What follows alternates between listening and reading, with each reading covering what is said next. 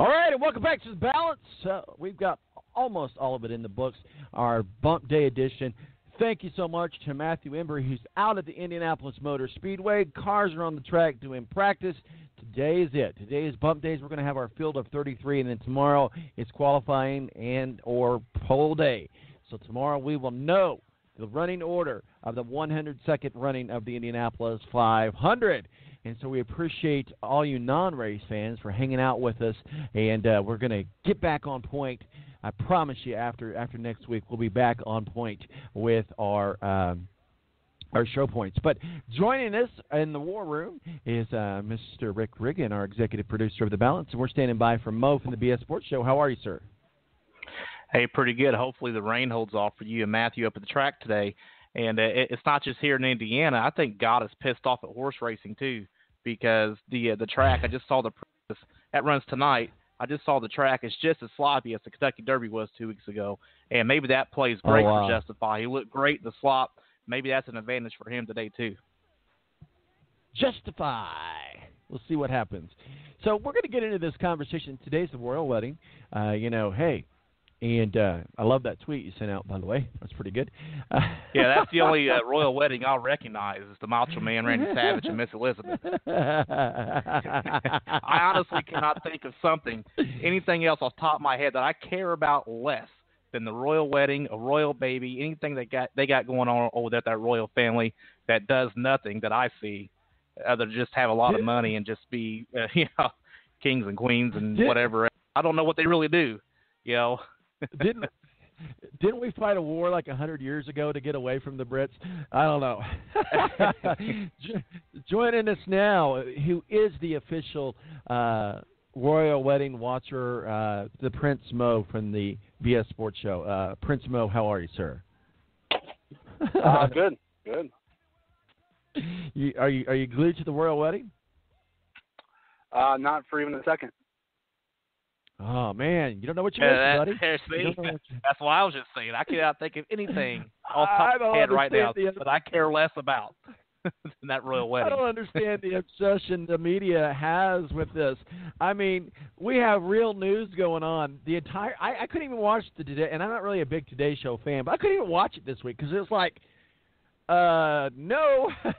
There's other news going on in the world, people. I mean, we had a shooting in Texas. There's a lot of things going on in the world that we could be talking about. And one of them is, hey, gambling is now legal. Wait, wasn't it always legal?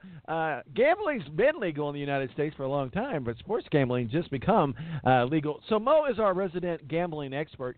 So I wanted to make sure we're going to talk a little bit about the NBA playoffs. And certainly LeBron and the Celtics and everybody's talking about that. But before we get to that, I want to talk about this groundbreaking precedent lawsuit that was passed in favor of New Jersey of the Supreme Court case. Maybe you can help us walk us through what that case was, how it became relevant, how it got to the Supreme Court, and what it means now, Mo. Well, basically what it was is New Jersey was kicked off because there was a monopoly for Las Vegas when it came to sports gambling and the amount of money that it brings in. And Governor Christie of New Jersey was contacted by a bunch of these folks who wanted to partake in that and pass legislation with their state so it was ready should they win this court case. And then the Supreme Court ruled that the federal government should not have ruling over this and that there shouldn't be a monopoly in Las Vegas. There was so much money that was going overseas by online stuff or illegally to bookies that they decided to overrule the previous rule. Now it's on the states to do this. And so there's a bunch of states, 12 of them, I believe, that were ready for this for when it happened and should be live here within the next couple of weeks. And then states like Indiana, who will be behind the curve like always and probably be a couple of years from now. So a couple of years from now, so what does that mean? Let's talk, and we'll bring Rick, also our executive producers, on with us as well. We were talking just a little bit before the break, a little bit about what this means as far as college athletes and eligibility. Rick, I know you had some questions on what you thought Mo may have to say, so go right ahead, sir. You've got the floor. Well, we were talking about if the Supreme Court rules something really isn't illegal, then how far back retroactively maybe things were found illegal at one point and charges came down on maybe we'll say schools, because we're talking to collegiate sports, for gambling. Supreme Court rules something that legal now. Now, how far back, if anything at all, can they go back and reverse some decisions on maybe some things that came down in schools? Really. You know what I'm talking about? Yeah, not really any else. So look at it like this. So let's say that I was busted for possession of marijuana in Colorado before the law became legal. They're not just going to bust and let me out of jail because now they passed it. So it's not retroactive at all towards any of that stuff. It'll be current from the legislation in these states that are moving forward. They're ready to move forward with this now. So it's a new law starting as of whenever this new law takes effect in Jersey here in the next couple of weeks. So it won't be retroactive to anything. Again, so I make the comparison just like, if you're in a state where you were busted with pot possession before it was legal, they're not just going to open up the floodgates and let everybody out of jail because of that. So it'll be new, not retroactive whatsoever. Yeah, we use that exact same example. You always got to go back to the pot example. That's what I'm saying. Anytime we can bring pot into the conversation on the balance, I'm all for it. No, I'm just kidding. I get it. I understand why it's a law, and I certainly respect the laws of the land. But I mean, if someone wants to fire up a doobie, by all means, let them do so. I don't do it myself, but hey, if you want to, that's fine. Hey, let's talk a little bit about the gambling. We're in the NBA Finals, so we'll talk a little bit about the NBA, but we can really apply this rule to any NFL or MLB or horse racing or whatever it might be. NBA, I think a lot of things that they were concerned about was how are they going to make their money? Where are they going to get their money? The way I look at it, and Mo, is the majority of teams have casino sponsorships or owners with casino ties. The Phoenix Suns plays an arena with casino naming rights. Money has been flowing to teams for a while from gambling. So how will this Supreme Court decision, how will NBA teams begin to make money off of this? Because I know they were one of the biggest proponents against this because they're like, hey, this is a cash cow for me. Don't come taking my cow. What are your thoughts? Well, the NBA and Adam Silver were all for it. It was the NFL that really pushed back against it, but being hypocritical because, let's be honest, gambling and fantasy football are what has made football the most popular sport that it is now. So Roger Goodell, all it's going to do for them really is make them more money because I don't know if you've heard about the integrity fee that the NFL wants from the states that have passed sports gambling for them to have integrity when it comes to keeping their sport clean. But aren't they supposed to do that now? So we have to bring sports gambling in other states in this. So the NFL wants paid from all these other states.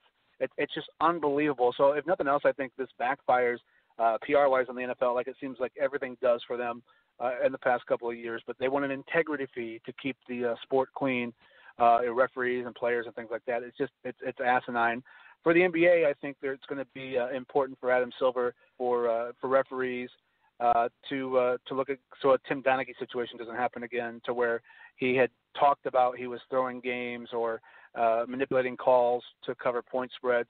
So I think that the integrity of the referees will be the most important. A lot of these guys, you look at the pro athletes, man, unless they're in deep or there's something major going on with them, they make enough money where a bookie throwing $100,000 at them isn't going to make a big difference. So it's the referees, I think, that will be the biggest concern.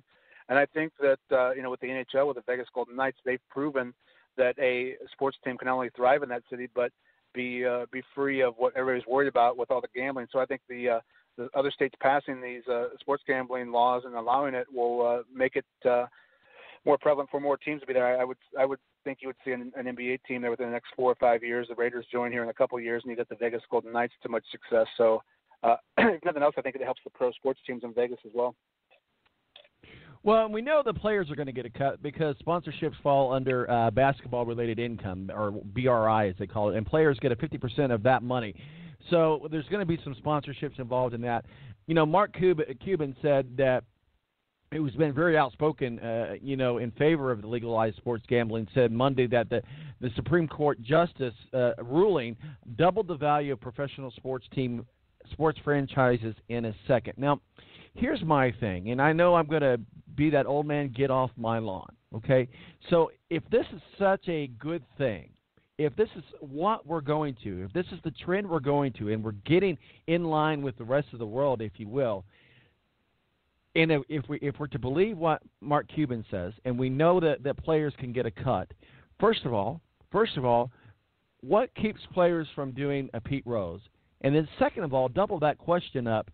Let's get Pete Rose in the Hall of Fame now. Let's do it. Let's get it over with. Mo?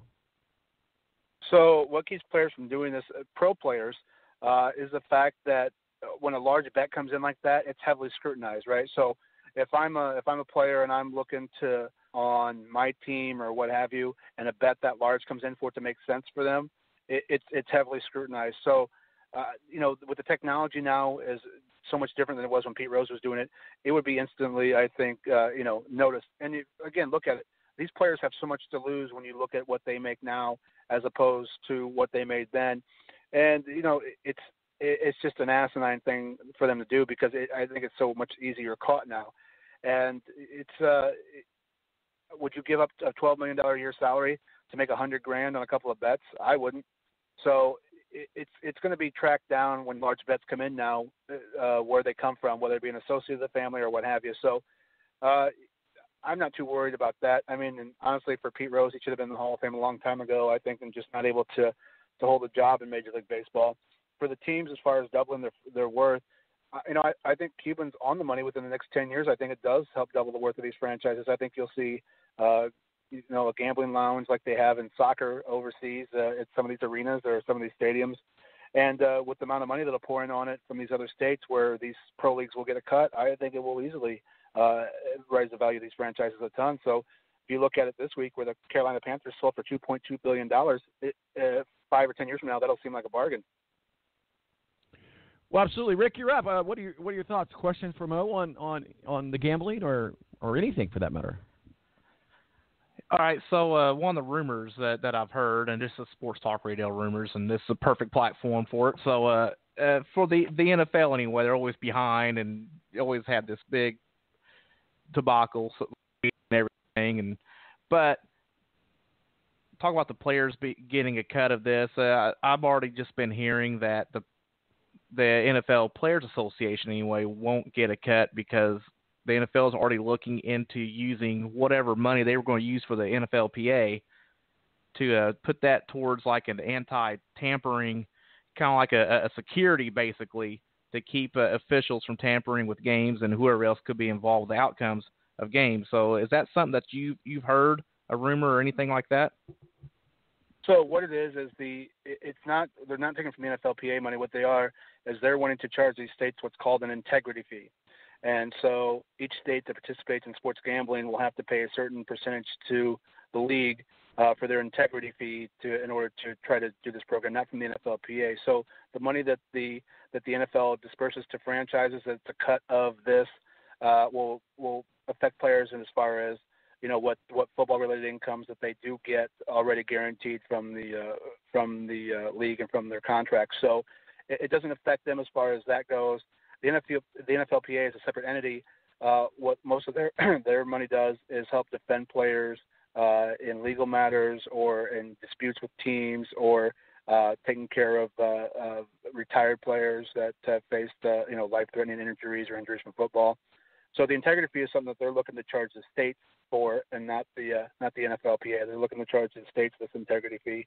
Now, where the money is dispersed between franchises and the NFLPA, because it's not in the current, obviously, collective bargaining agreement, because it will be something new. So there could be some disparity between the NFL and the NFLPA. But as far as the players go, the players will see their cut from their football-related income, what's dispersed to the teams. So Mo, and we're certainly going to be watching this, but let me ask you this. Is this going to change the way that fans view the game? I mean, because there's always been this conspiracy. Let's face it. We're in the NBA Finals now. There's always been that conspiracy that refs are being paid, players are being paid. And we remember back in the days when, teams were taking dives, and you talk about the integrity fee, you talk about this. Our fans